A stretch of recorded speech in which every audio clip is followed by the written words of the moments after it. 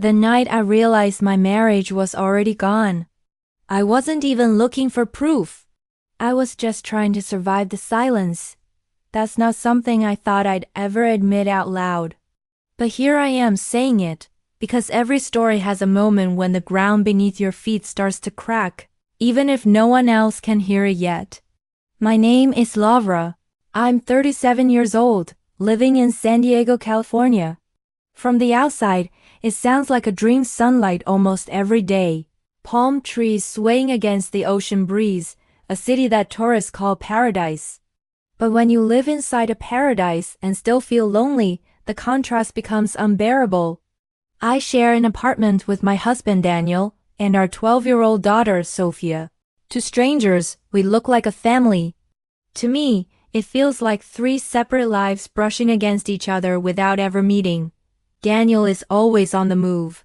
His work as a financial consultant keeps him flying from city to city, client to client. Early in our marriage, I admired him for that. His ambition felt magnetic, his absence almost glamorous. He's building a future for us, I used to say. But over the years, absence has a way of hardening. At first, it feels like devotion, then it feels like distance. And eventually, it just feels like abandonment. Sophia is growing fast, too fast. Headphones in, eyes glued to her phone, drifting past me like a tide I can't hold back. I don't blame her, it's what 12 looks like now. But sometimes, when she doesn't look up from her screen, I feel like I could disappear from the room and she wouldn't notice. Thursday mornings always start the same. 6 a.m., I brew coffee, toast bread, scramble eggs. Small rituals that make me feel useful, even if they pass unnoticed. That morning, Sophia slid into her chair, scrolling as she ate. I reminded her about her homework. She nodded without looking at me, then left in a hurry, backpack bouncing against her shoulder. And then the silence returned. I opened the kitchen window, letting the Pacific breeze slip inside. The salt in the air felt heavy. Out on the street, neighbors jogged, cars hurried past, delivery trucks stopped and left again. Everyone seemed to belong somewhere. Everyone except me. My freelance work filled a few hours, emails, sketches, calls where I wore a smile like armor. But once the laptop shut, the apartment sank back into its stillness. Evening came. I set the table for 3, though I knew Daniel wouldn't be home. He called as I laid out the forks. "Don't wait up," he said, his voice clipped, distracted. Another late night. Another excuse. I removed his plate, ate with Sophia in near silence. She told me about a classmate, about a new teacher. I clung to her words, but they were fragments, drifting. And when she left the table, I was alone again. Later, wrapped in a blanket, I sat on the couch with the TV humming in the background. A sitcom laugh track rose and fell, hollow against the emptiness of the room. I didn't laugh. My eyes kept drifting to Daniel's side of the sofa, empty, untouched, like his side of the bed. He isn't cruel. He isn't careless. He provides, he calls, he remembers birthdays. But kindness without presence is still absence. Marriage isn't a calendar reminder. It's showing up again and again. And somewhere along the line, he stopped showing up. 9 o'clock, another laugh track. Another night slipping into silence. I looked around at the photos on the wall. Sophia at 4, laughing on the beach. Daniel and I, hair wild in the wind, grinning into the camera. We looked happy then. Simple. Untouched by distance. What changed? Was it him? Was it me? Or just time, wearing us down grain by grain, until we barely recognized ourselves? I pulled the blanket tighter around me. And in the dim light, the question finally surfaced, the one I had been burying for months. How much longer can I live like this? The sitcom roared with canned laughter, but the room stayed quiet. And deep inside, I knew the question wasn't going anywhere. The days after that Thursday morning seemed to stretch endlessly. I tried to keep myself busy organizing drawers, folding the same towels twice, rearranging books on the shelf, but the silence of the apartment followed me everywhere, like a shadow I couldn't escape. Daniel called every night. His voice always carried that polite tone, like he was speaking to a client instead of his wife. "How was your day?" he would ask. I wanted to say, "Lonely." I wanted to say, "I miss you." But instead, I would answer with something safe, something that wouldn't burden him. "Oh, just the usual. Sophia's homework, laundry, dinner." And then he'd say, "That's good," followed by a pause that felt too long and too empty. Sophia, on the other hand, was slipping further into her own world. After school, she'd lock herself in her room with her headphones, the faint sound of pop music leaking through the walls. At dinner, she'd answer in half sentences, distracted by whatever was glowing on her phone screen. I tried not to take it personally. She was 12, after all, 12 and growing, 12 and testing limits. But I couldn't shake the thought that maybe she was learning the same silence that ruled my marriage. On Sunday morning, I decided to drive to the beach. Not for a swim, the water in March was still too cold, but just to walk. The Pacific has this way of reminding you of your size, of making you feel both small and infinite at the same time. I parked near Loyola and sat on a bench overlooking the ocean. Families walked by with sand buckets and laughter. Couples held hands, surfers carried boards under their arms. I watched them with a mix of envy and hope, imagining for a moment that I was part of that scene, part of something easy, warm, unbroken. The wind was sharp, tugging at my hair, and I pulled my jacket tighter. That was when I noticed a woman about my age sitting a few benches away, staring at the horizon with the same heaviness I felt inside. Our eyes met briefly. She gave me a faint smile, the kind that says, "I see you, even if I don't know you." I thought of going over, starting a conversation. But the words stuck in my throat. Instead, I stayed in my own silence, just like always. That evening, Daniel called again, this time from Chicago. His voice was cheerful, almost too cheerful. "Laura, you should see the view from my hotel room. The skyline here is incredible. I'll send you a picture." I forced a laugh, though something inside me twisted. "You never send me pictures when you're here," I wanted to say. But I didn't. After the call ended, I sat on the edge of the bed, staring at the empty side where he should have been. The sheets were cold, untouched. I pressed my hand against them, imagining his warmth, the weight of his body, the smell of his cologne. But all I felt was fabric. On Tuesday, while cleaning the kitchen, I found an old photo album tucked behind a stack of cookbooks. It was from our first years together, wedding pictures, road trips, blurry selfies taken in diners across California. I traced my finger over one picture of us in Monterey, laughing with ice cream cones melting down our hands. Back then, we didn't care about stains on our clothes or the mess of melted chocolate. Back then, love felt like freedom. I closed the album quickly, almost angrily, and shoved it back on the shelf. Memories hurt more than they healed. That night, when I finally turned off the lights and lay in bed, the silence pressed down harder than usual. I realized something I hadn't dared to admit out loud. I was lonely in my own marriage. Not lonely because Daniel was away, but lonely because even when he was near, I couldn't feel him anymore. And the thought terrified me. The next morning, I woke up with a strange determination. I couldn't change Daniel's schedule, couldn't force Sophia to open up, couldn't erase the emptiness that had crept into my chest, but maybe, just maybe I could change the way I lived with it.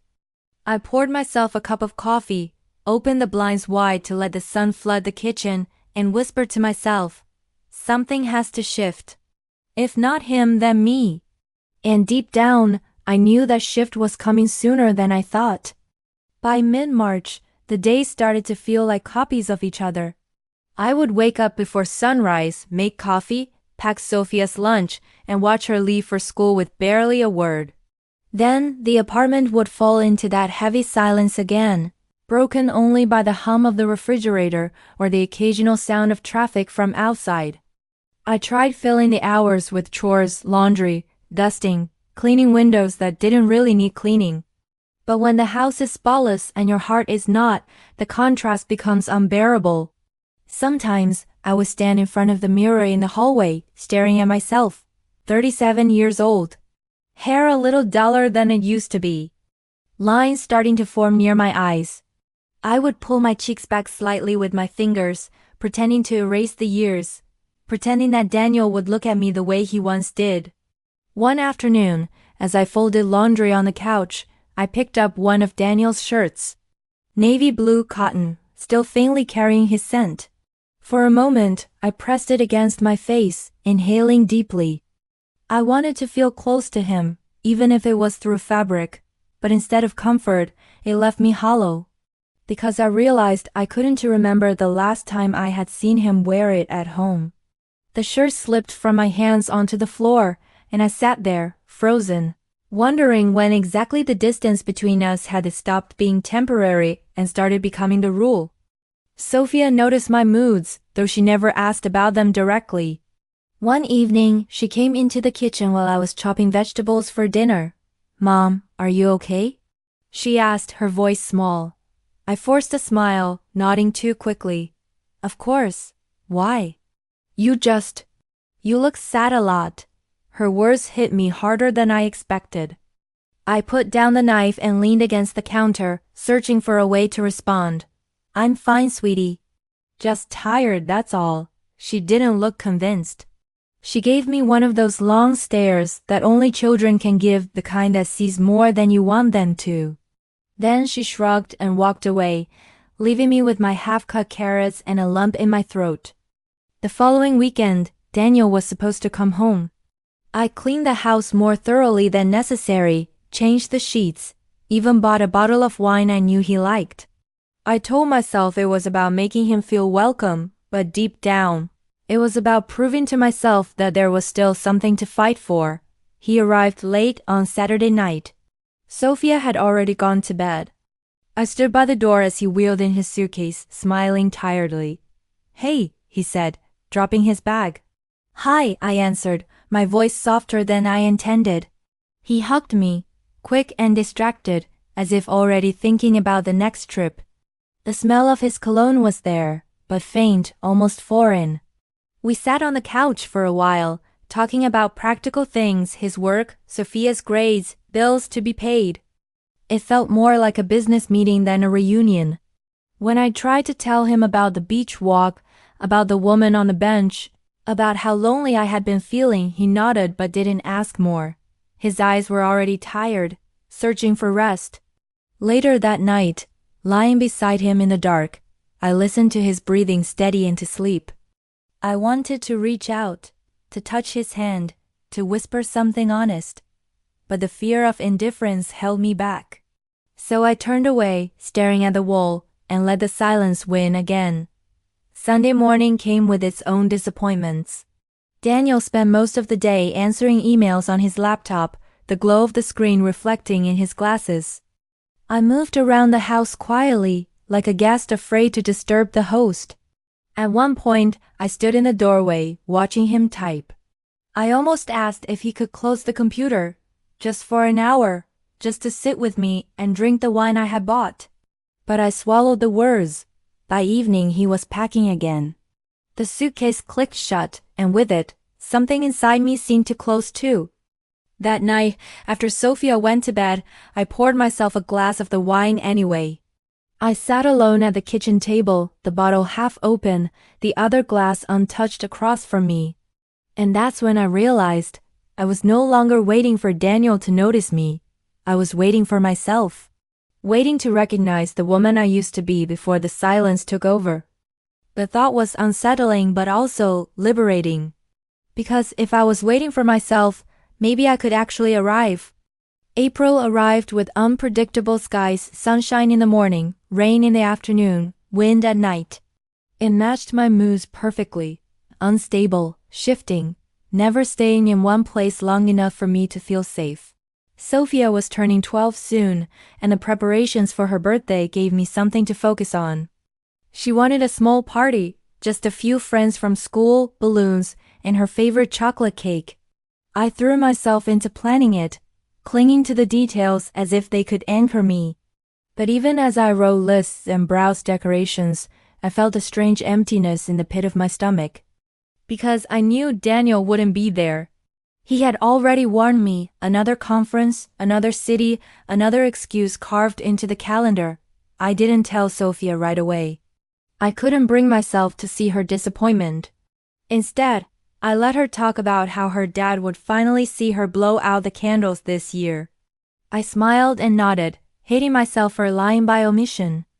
The truth came out 2 nights before the party. We were sitting at the kitchen table, cutting colored paper for decorations, when my phone buzzed. Daniel's name flashed on the screen. I hesitated before answering, but Sophia's curious eyes were already on me. "Hey," his voice said on the line, rushed and distracted. "I'm sorry, love, but the schedule changed. I won't make it back for the weekend." I closed my eyes, the scissors trembling in my hand. "It's her birthday, Daniel." "I know. I'll call her, okay? We'll celebrate properly when I get back." His words were as thin as paper, unable to hold any weight. I wanted to scream, to demand more, but Sophia was sitting right there. So I whispered, "Fine," and hung up. When I turned back to her, she had already guessed. Children always know. Her lips pressed into a tight line, her eyes glistening but refusing to let the tears fall. She picked up the scissors and kept cutting the paper as if nothing had happened. Her silence hurt me more than any outburst could have. The party came and went. The girls laughed, played music, and left the apartment filled with balloons and echoes of joy. Sophia smiled, but it wasn't the same smile. It was practiced, polite, designed to protect me from guilt. I could feel it and it tore me apart. That night, after the last guest had gone, I found her sitting by the window with her slice of leftover cake. The city lights flickered in the distance. "Do you think Dad remembers what age I am now?" she asked quietly. The question was so sharp, so unexpected, that I froze. My throat burned, but I forced a steady answer. "Of course he does. He loves you more than anything." She didn't argue, but the silence between us said enough. After she went to bed, I sat in the living room, surrounded by deflated balloons and crumpled wrapping paper. My hands shook as I held a piece of ribbon, twisting it until it snapped. And in that moment, I felt it again, that strange duality inside me. I was angry, yes.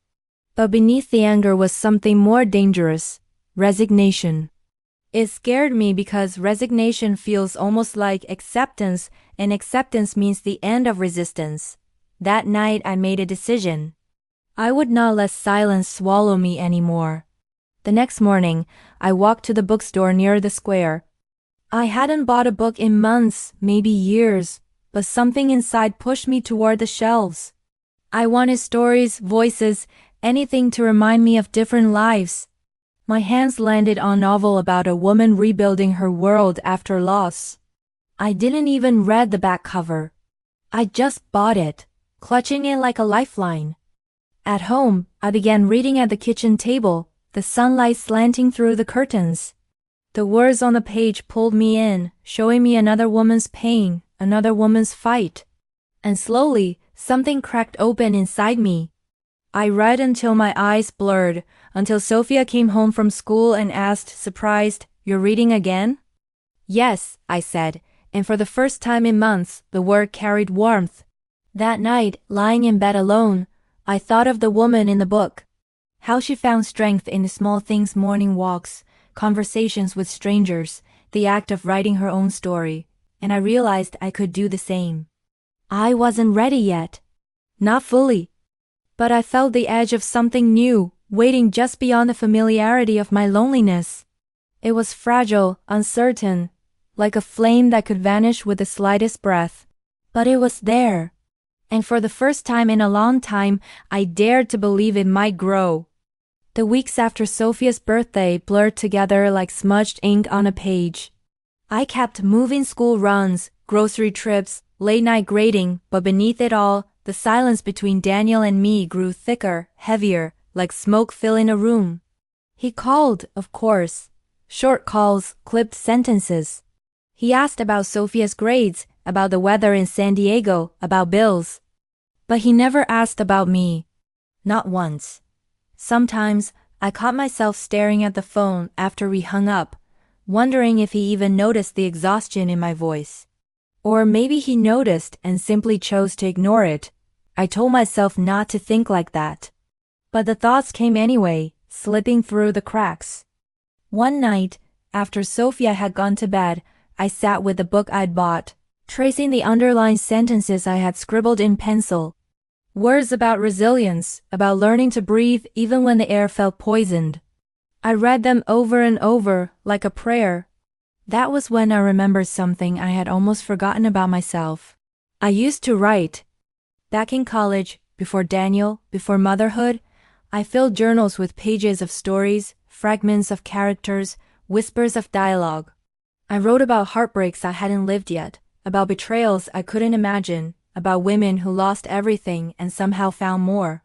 Somewhere along the way, I had stopped. I don't know why that memory came back to me that night, but it lodged itself in my chest. And once there, it wouldn't leave. The next morning, after dropping Sophia at school, I pulled an old notebook from the closet.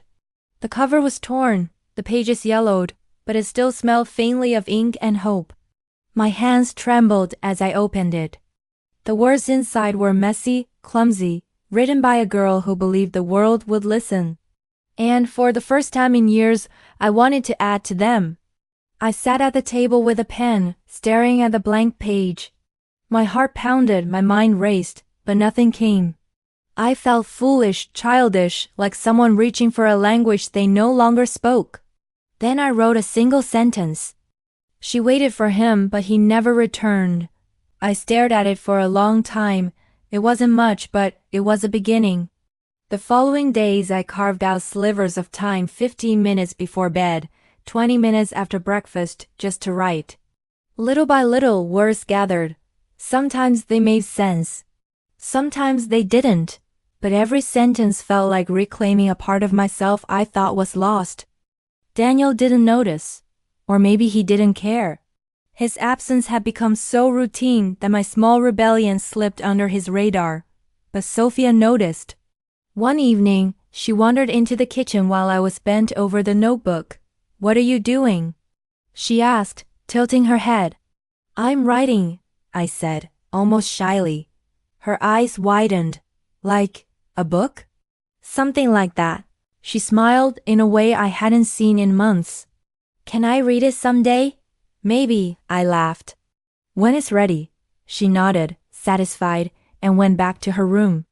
But her small spark of interest lit something in me. I wanted her to see me as more than just the mother who worried, who worked, who waited. I wanted her to see me as someone who created. That night, lying in bed, I thought about Daniel again. I thought about how he used to ask me to read him my stories when we were first dating. He used to call me his poet, his dreamer. Somewhere along the line, those words had disappeared. Now silence had replaced them, but silence could be broken. I didn't know how yet. I didn't know what storm was coming, what truth was hiding in the shadows of his absences. All I knew was that I could feel it, the weight pressing closer, the invisible thread pulling me towards something I couldn't yet name. And for the first time, I wasn't entirely afraid of it, because this time I wasn't waiting empty-handed. This time, I was writing my own words into the silence. By October, the Santa Ana winds had returned, rattling the windows and coating the porch in dust. The air felt charged, restless, as though the whole city was holding its breath. I caught myself wondering if nature was trying to tell me something, that storms never brewed without reason. Daniel called late that Tuesday night. I almost didn't answer, my pen still scratching across the notebook, but when I saw his name, my chest tightened. "Hey," I said, keeping my voice steady. "Hey," he replied, his tone distracted, as if he were already halfway somewhere else. "How's Sophia? How are you?" It was the first time in weeks he'd asked. The question startled me. "We're fine," I answered. "She's got a science fair coming up." "She's excited." "That's good," he said quickly, then paused. Listen, I might not be able to come home next weekend. A project. Something in his voice cracked on the word project. Just faintly, but enough for my heart to catch it.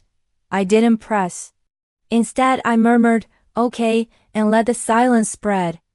But after we hung up, the echo of that hesitation haunted me. For days, it clung to me, following me through the grocery aisles, into the laundry room, even into my dreams. I replayed the call like a tape, dissecting every syllable.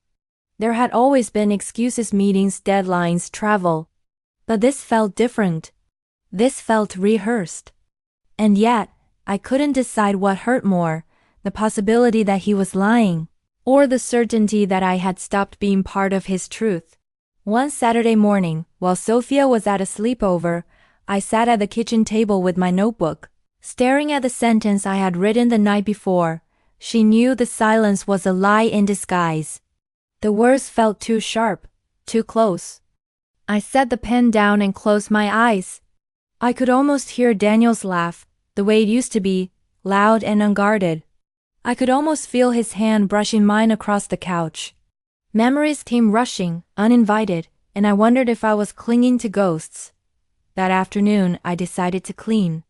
It wasn't unusual. I often cleaned when I was restless, but that day it became something else. Almost like a hunt. I vacuumed under the couch, sorted through drawers, wiped shelves. My hands moved faster than my thoughts, as if by keeping busy I could silence the questions circling inside me. In the hallway closet, I found one of Daniel's old jackets, the one he hadn't worn in months. I held it for a moment, pressing it to my chest. It smelled faintly of cologne, faintly of him, but distant, like a memory fading. I put it back and shut the door. That night, when Sophia returned, she found me at the kitchen table again, pen in hand. "You're writing a lot," she said, almost teasing. I smiled tiredly. "It helps me think." "About Dad?" she asked softly. Her words hit like a stone. For a second, I couldn't breathe. I forced a smile.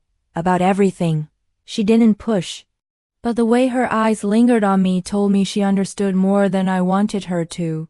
Later, when the house was quiet, I sat in the dark living room, notebook closed, phone in hand. My thumb hovered over Daniel's name. I wanted to ask him. I wanted to break the silence, to demand the truth. But the fear of his answer kept me still. Instead, I whispered into the empty room, "Why does your voice sound like someone I don't know anymore?" The walls didn't answer. The silence only grew heavier. And deep down, I realized something terrifying. Maybe the silence itself was already an answer. By November, the daylight faded too early, leaving the house in shadows long before dinner. I tried to convince myself that the heaviness I felt was just the season, the shorter days pressing down on me, but I knew better. Daniel's calls had become even shorter, almost perfunctory. How are you?" followed by a "gotta go." Each one ended with an unfinished edge, like a song cut off mid-verse.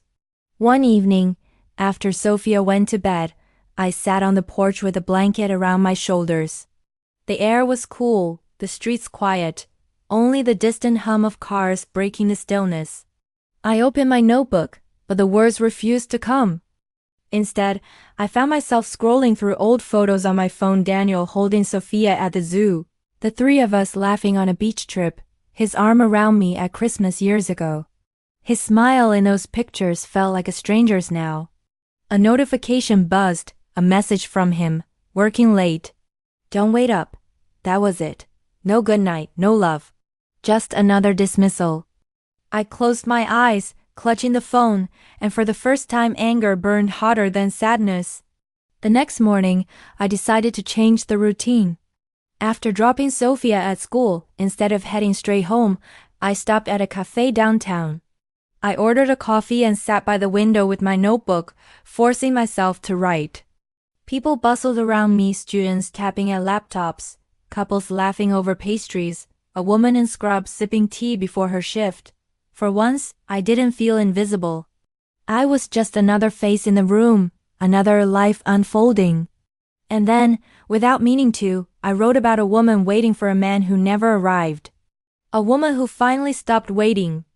The words came quickly, almost feverishly, as if they had been trapped inside me too long. I wrote until my hand cramped, until the page was heavy with ink. When I finally looked up, the cafe was nearly empty. Hours had passed. On the drive home, something shifted. A thought I hadn't dared to entertain flickered in my mind. What if he wasn't the center of my story anymore? What if I could be? That night Daniel called. "Hey," he said, his voice flat. "Hey." I kept mine neutral. "How's Sophia?" "She's fine." A pause stretched between us. Then he said, "Listen, I might be out of touch for a while. Work's getting crazy." "Out of touch?" I repeated, my stomach tightening. "Yeah, don't worry. It's nothing big." But everything in his tone screamed otherwise. After we hung up, I sat in the dark living room, staring at the phone in my hand. I thought about all the times I had filled the silence for him, softened the edges, given him the benefit of the doubt.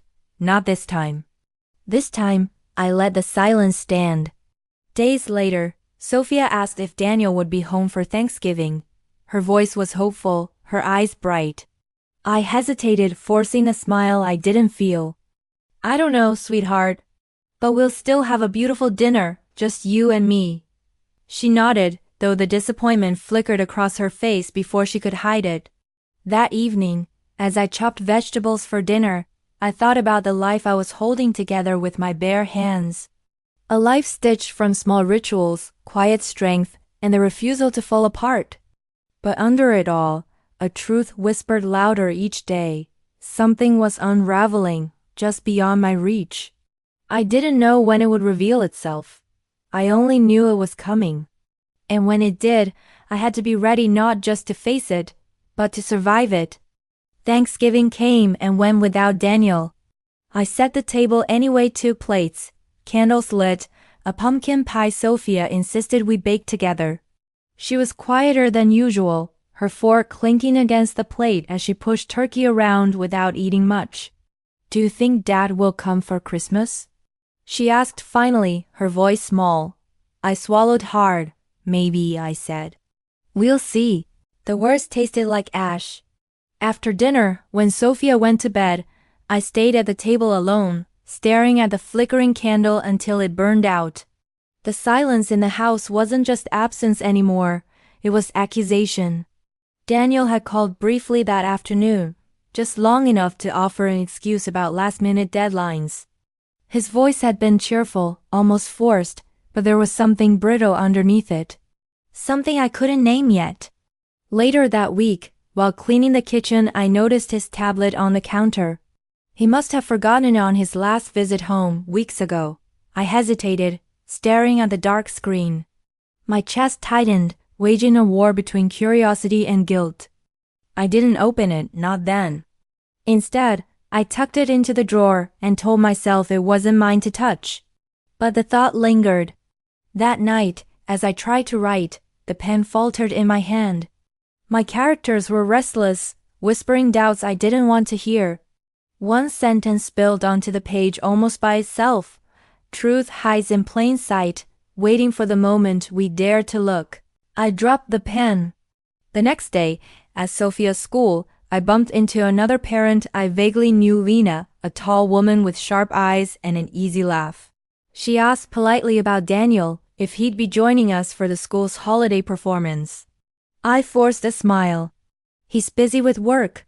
Her smile flickered, the smallest hesitation before she nodded. "Ah, work. Always the same story, isn't it?" I laughed weakly, but her tone lingered with me the entire drive home. That night I dreamed of doors I couldn't open, doors that hid voices I could almost hear but never fully make out. I woke with my heart racing, my throat dry. And then came the Sunday phone call. "Hey," Daniel said, sounding tired. "Hey," I answered, waiting. He sighed. "Listen, I don't think I'll make it for Christmas either." "I'll try, but..." His voice trailed off. My grip on the phone tightened. "Sophia's been asking for you. She misses you." "I miss her too." The words were automatic, hollow. And me? The question slipped out before I could stop it. Silence, then a muted exhale. Of course I miss you. But the pause before it told me everything. When we hung up, I sat in the quiet living room, the shadows of the Christmas tree blinking faintly across the walls. My chest felt heavy, like I was standing at the edge of a cliff, knowing the ground beneath me was about to give way. I reached for the notebook, flipping through the pages filled with fragments of myself. My hands trembled as I wrote. The hardest part is not the loss. It's the moment you realize the loss began long before you saw it. The words blurred as tears filled my eyes. And somewhere deep inside, a voice whispered what I had been trying not to admit. I was already living inside a fracture. I just hadn't yet seen where it would break open. The night before Christmas Eve, the house was quiet except for the faint hum of the heater. Sophia had gone to bed early, exhausted from rehearsing her lines for the holiday play. I sat in the living room, lights from the tree casting soft glows across the floor, the air thick with something I couldn't name. Daniel had promised he'd try to come. But as the hours passed without a word, I already knew. I didn't cry this time. Instead, I found myself drawn to the hallway drawer where I had hidden his tablet weeks ago. I pulled it out, my hands trembling, heart racing with the weight of what I was about to do. For days, I had resisted. Told myself it wasn't my place. But tonight, the silence felt unbearable. I needed answers more than I needed permission.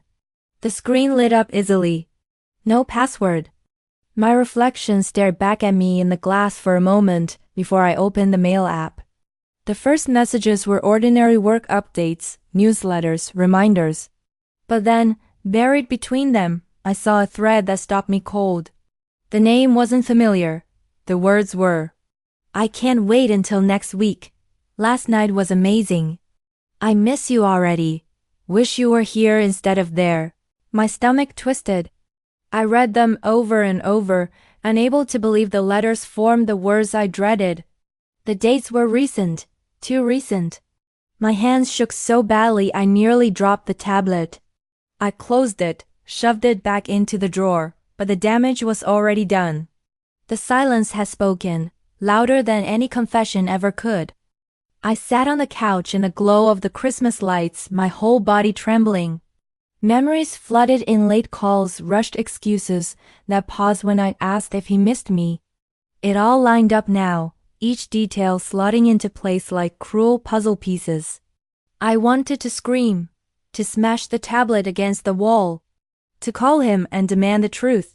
Instead, I sat there, frozen. The clock ticked past midnight.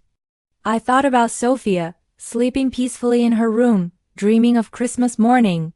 My chest ached at the thought of her smile, her excitement, her innocent belief that her family was whole. How could I let her world crack open the way mine just had? I pressed my hands against my face, trying to steady my breath. Hours passed before exhaustion finally pulled me under. The next morning, Sophia woke me with a whisper. Mom? Did Dad call? I forced a smile, my voice steady. Not yet, sweetheart. Maybe later. She nodded, her small shoulders sagging slightly before she rushed to the tree. I watched her tear open gifts with laughter, her joy bright and untainted. And I made a decision then. This truth was mine to carry, at least for now. I would not let his betrayal ruin her Christmas, but inside me something shifted. It was as if a veil had been lifted, revealing the bare bones of my life. Every silence, every absence, every late-night excuse, it wasn't just neglect. It was deceit. And while I didn't yet know what I would do with that truth, one thing became clear. The woman who sat quietly waiting was gone. Something stronger, fiercer, had taken her place. By the time the sun set on Christmas Day, I had written 3 pages in my notebook, words pouring out like fire. She thought she was breaking. But really she was becoming unbreakable. I closed the notebook, pressed it to my chest, and whispered to the empty room. I see you now, Daniel. I see what the silence was hiding. The days after Christmas stretched into a blur of half-truths and heavy silences. Daniel called once, his voice smooth, casual, as if nothing had shifted between us. I answered calmly, matching his tone, but every syllable felt like glass in my throat. When he asked about Sophia, I told him she was fine. When he asked about me, I said I was tired. He didn't notice the tremor I fought to hide. I didn't tell him I had read the messages. Not yet. But inside I was burning. Every night, after Sophia fell asleep, I sat at the kitchen table with my notebook, pouring out my anger, my confusion, my grief. The pages became my witness, my confessional. They absorbed the parts of me I couldn't yet speak aloud. And slowly a pattern emerged. I realized I wasn't writing as a woman waiting for answers. I was writing as a woman preparing for war. The silence that once suffocated me had become fuel. By New Year's Eve, something inside me snapped into focus. Sophia was in bed, fireworks echoing faintly in the distance, when I looked in the mirror and said it out loud for the first time. I deserve better. The reflection staring back at me didn't flinch. The next morning, I called Daniel. My hand didn't shake this time. "We need to talk," I said, my voice steady. There was a pause. I could hear traffic on his end, the faint murmur of someone else in the background before he muted himself. When he returned, his voice was tight. "About what?" "You know what," I replied. The silence that followed was thick, heavier than all the others combined. "Fine," he said finally. "I'll come by next week." I hung up before he could say more. For the first time in months, I felt in control. The days leading up to his visit were brutal. My mind raced with possible outcomes. Would he deny it? Would he confess? Would he turn the blame on me, as he had done in smaller arguments before? I practiced what I would say in front of the mirror, my voice breaking then steadying again. And still, beneath all that preparation, fear lingered. Fear of what this confrontation would mean for Sophia. Fear of what it would mean for me. On the night before he was due to arrive, I sat by her bedside as she slept. I brushed a strand of hair from her face and whispered, "Whatever happens, I'll protect you." It wasn't just a promise. It was a vow. The morning came gray and sharp with winter air. I woke early, tidied the house, made coffee I barely touched. Every tick of the clock thundered in my chest. When his car finally pulled into the driveway, I stood by the window, notebook clutched to my chest like armor. He stepped out slowly, hands in his pockets, face unreadable. This was it.